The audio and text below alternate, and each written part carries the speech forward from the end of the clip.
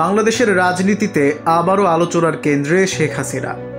ভারতে নির্বাসনে থাকা এই ক্ষমতাচ্যুত প্রধানমন্ত্রী জানিয়েছেন 2024 সালের ছাত্র নেতৃত্বাধীন বিক্ষোভে প্রাণঘাতী দমন অভিযানের জন্য তিনি ক্ষমা চাইবেন না। তিনি বলেন, আমি জাতির প্রতিটি সন্তানকে হারানোর বেদনা অনুভব করি, কিন্তু আমি কাউকে হত্যা করার নির্দেশ দেইনি। এ বক্তব্য এসেছে দ্য ইন্ডিপেন্ডেন্টের সঙ্গে এক বিরল সাক্ষাৎকারে, যা ক্ষমতাচ্যুতির পর তার প্রথম দীর্ঘ আলাপ। বাংলাদেশে প্রসিকিউটররা হাসিনার বিরুদ্ধে মানবতা বিরোধী অপরাধের অভিযোগ এনেছেন। তাদের দাবি, ছাত্র আন্দোলনের সময় তিনি নিরাপত্তা বাহিনীকে গুলি চালানোর নির্দেশ দেন, যার ফলে প্রায় 1400 জনের মৃত্যু হয়। এখন তার বিরুদ্ধে মৃত্যুদণ্ড চাওয়া হয়েছে আন্তর্জাতিক অপরাধ ট্রাইব্যুনালে। হাসিনা এই বিচারকে বলছেন একটি প্রহসন, রাজনৈতিক প্রতিশোধের নাটক।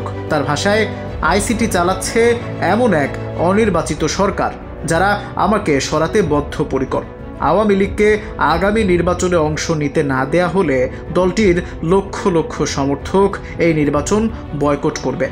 2024 সালের সেই বিক্ষোভ শুরু হয়েছিল সরকারি চাকরিতে মুক্তিযোদ্ধা কোটার সংস্কার দাবিতে। অল্প সময়ই তার রূপ নেয় সরকার বিরোধী গণ আন্দোলনে। রাস্তায় নেমে আসে হাজার হাজার মানুষ, আর নিরাপত্তা বাহিনীর গুলিতে লুটিয়ে পড়ে শত শত প্রাণ।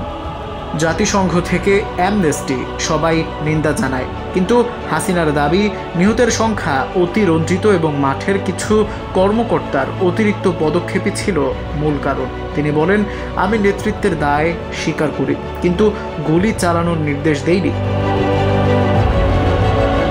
অভ্যুত্থানের পর নোবেলজয়ী ডক্টর মোহাম্মদ ইউনূসের নেতৃত্বে গঠিত অন্তর্বর্তী সরকার আওয়ামী লীগের কার্যক্রম নিষিদ্ধ ঘোষণা করে। হাসিনা 5ই অগাস্ট দেশ ছাড়েন, আশ্রয় নেন ভারতে। এখন তিনি দিল্লিতে নির্বাসনে অপেক্ষায় আছেন রায়ের, যেখানে হয়তো তার জীবন মৃত্যুর সিদ্ধান্ত হবে। তবু তিনি অনড়। তিনি বলেন, শুধু অবাধ ও অংশগ্রহণমূলক নির্বাচনই বাংলাদেশকে বাঁচাতে পারে। আর ইতিহাসে কেমনভাবে মনে রাখা হবে, এই প্রশ্নে তার জবাব শান্ত কিন্তু দৃঢ়। আমি সেই নেতা হিসেবে স্মরণীয় হতে চাই, যিনি সামরিক শাসনের অবসান ঘটিয়ে গণতন্ত্র ফিরিয়ে এনেছিলেন আর কোটি মানুষকে দারিদ্র্য থেকে মুক্ত করেছিলেন। যদিও এখন তিনি নির্বাসনে, তবু শেখ হাসিনার ছায়া এখনও ঢেকে রেখেছে বাংলাদেশের রাজনীতির আকাশকে।